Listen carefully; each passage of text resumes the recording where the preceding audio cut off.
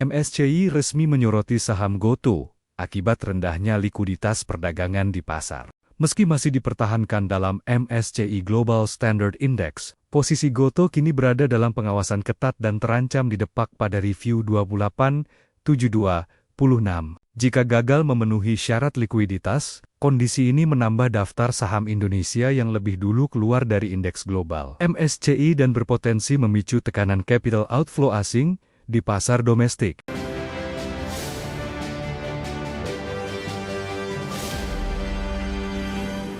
Informasi emiten pemirsa di mana PT Merk Tbk atau MERK akan bagikan dividen final tahun buku 2025 sebesar 123,2 miliar rupiah.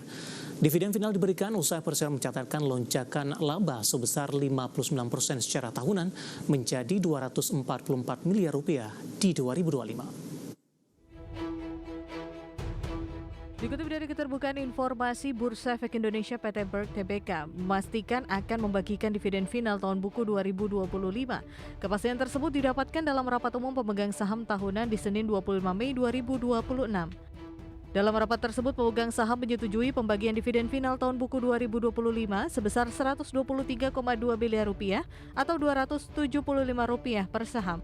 Mengacu harga saham Merk sebesar Rp4.010 per saham di akhir perdagangan Senin 25 Mei 2026, maka yield dividen perseroan setara 6,86% dan payout ratio 50,2%. Presiden Direktur PT Merk Tbk, Evi Yulin mengatakan, kinerja perseroan di 2025 dan kuartal 1 2026 menjadi bukti komitmen perseroan dalam menjaga pertumbuhan yang sehat dan berkelanjutan di tengah dinamika industri yang terus berkembang.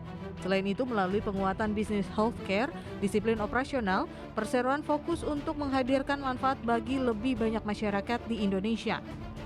Diketahui perseroan mencetak laba Rp244 miliar di 2025, meningkat 59% year on year dari capaian Rp153 miliar dari tahun sebelumnya. Pertumbuhan laba sejalan dengan kinerja penjualan yang meningkat 16% menjadi Rp1,2 triliun. Momentum pertumbuhan tersebut berlanjut di kuartal pertama 2026 dengan catatan laba bersih perseroan melesat 393% year on year. Kenaikan laba awal tahun 2026 seiring kinerja penjualan perseroan yang mencapai 31,6% year on year menjadi Rp283 miliar. Berbagai sumber IDX Channel.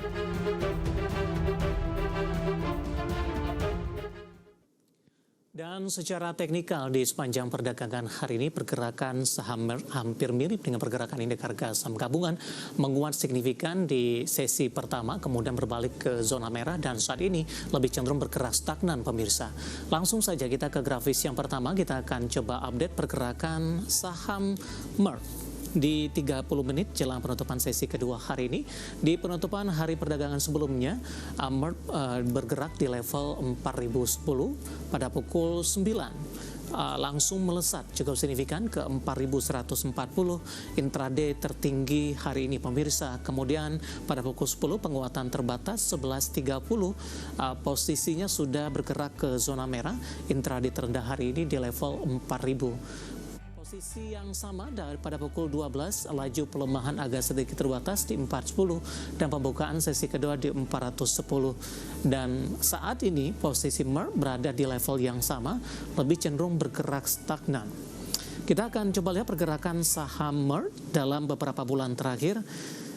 Sudah mengalami penguatan yang cukup signifikan pemirsa secara year to date, kemudian juga dalam 1 tahun terakhir saham Merk masih kokoh bergerak di zona hijau. Di posisi pertengahan Desember di 3140, akhir Januari melemah ke 3070, Februari awal menguat ke 3200-an, kemudian di penghujung perdagangan Maret mengalami tekanan intraday terendah dalam 6 bulan terakhir di 3020, April menguat ke 3740, bahkan di perdagangan 5 Mei melesat ke 4380. Namun di penghujung Mei, saham Merk lebih cenderung tertekan pemirsa dan cenderung bergerak fluktuatif. Di 4010 pembukaan sesi kedua, kemudian di level 4000 intraday terendah hari ini. Dari sisi valuasi dengan beberapa indikator yang ada, kita akan coba lihat. Grafis selanjutnya kita akan coba lihat dari posisi pernya Price to earning ratio ada di kisaran 6,89 kali, PSR-nya di 1,59 kali, PBV-nya di 1,73 kali, dan PCFR berada di kisaran 5,19 kali. Kombinasi secara fundamental, teknikal, dan juga dari sisi valuasi, dan semoga bisa menjadi salah satu referensi untuk Anda. Kita pilihan pemirsa, kondisi indeks harga saham gabungan diprediksi masih akan mengalami volatilitas jangka pendek selepas sejumlah penyedia indeks global melakukan rebalancing dan mengeluarkan saham Indonesia dari indeks. Tekanan jual diperkirakan berlangsung hingga tanggal efektif rebalancing. Terbaru, FTSE Russell melakukan aksi bersih-bersih terhadap sejumlah saham Indonesia dalam tinjauan kuartalan periode Juni 2026. Dalam laporannya terdapat total 4 saham yang dikeluarkan dari indeks, diantaranya PT Dian Swastatika Sentosa Tbk, PT Dasbara Lestari Tbk, PT Hilcon Tbk, dan PT Mulia Industrindo Tbk. Keempat saham tersebut didapat lantaran alasan konsentrasi kepemilikan hingga gagal memenuhi free float. Ajaib Sekuritas dalam laman resmi menjelaskan dengan dikeluarkannya sejumlah saham dari rebalancing FTSE, bobot Indonesia dalam penurunan dan berisiko mencatatkan net sell dari passive fund global. Kapitalisasi pasar bersih free float dari 39 saham Indonesia di kategori large dan mid cap dalam indeks emerging markets FTSE Russell sebesar 0,88% dari total indeks tersebut. Namun setelah keluarnya DSSA dari indeks, bobot Indonesia segera turun menjadi 0,86% dari total indeks emerging markets FTSE Russell. Penurunan tersebut berisiko memicu outflow dari investor institusi global yang menggunakan indeks FTSE Russell sebagai acuan investasi. Tekanan jual diperkirakan berlangsung hingga tanggal efektif rebalancing di 22 Juni 2026. Sementara itu, senior analis Mirai Aset Sekuritas Nafan Aji Gusta menilai, di tengah aksi rebalancing MSCI dan FTSE, volatilitas di pasar saham secara jangka pendek masih akan membayangi hingga dana pasif global merampungkan rebalancing portofolio. Sementara terkait price in diperkirakan belum sepenuhnya selesai karena para pelaku pasar harus melewati fase krusial hingga efektivitas rebalancing MSCI di 29 Mei dan FTSE efektif di 22 Juni.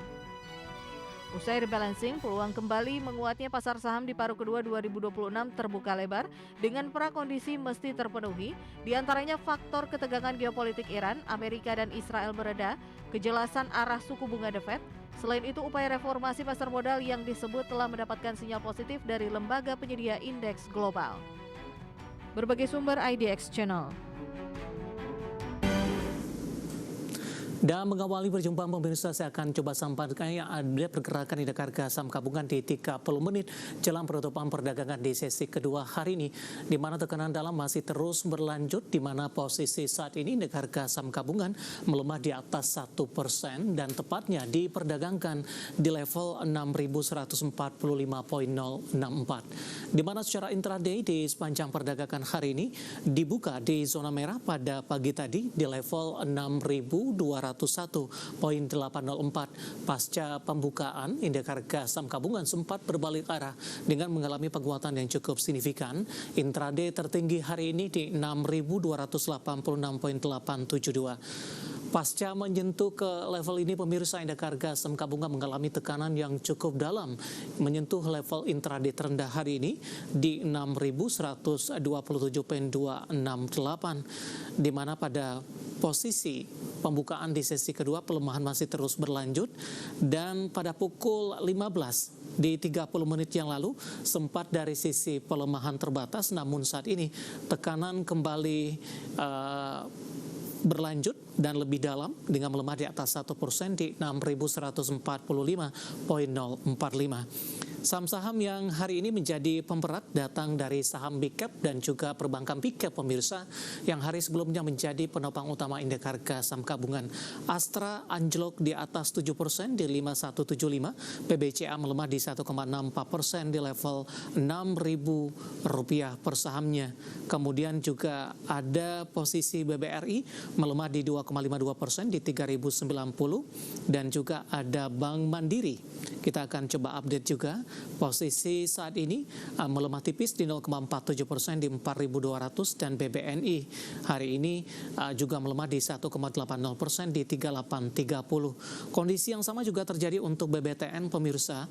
Hari ini koreksi dalam di 3,24% di 1345, dan BDMN kita akan coba update juga melemah di 1,84% di 4790. Pemberat juga datang dari DSSA. Tekanan masih terus berlanjut semakin dalam, melemah di 9%, Rp438 per saham. TINS juga hari ini berbalik melemah di 8% di Rp3.240 per saham. Saham-saham grup Prayogo Pangestu mencoba mengimbangi sehingga indeks harga saham gabungan tidak mengalami tekanan yang terlalu dalam pemirsa. Ada Brand berbalik menguat di 8%, 2.570. TPIA juga melonjak di 7% di 1.900. BRPT menguat di 6% di 1575. PTRO hari ini menguat di 3,63%, Cuan menguat di 3,40%, dan CDIA menguat di 3% di Rp760 per saham.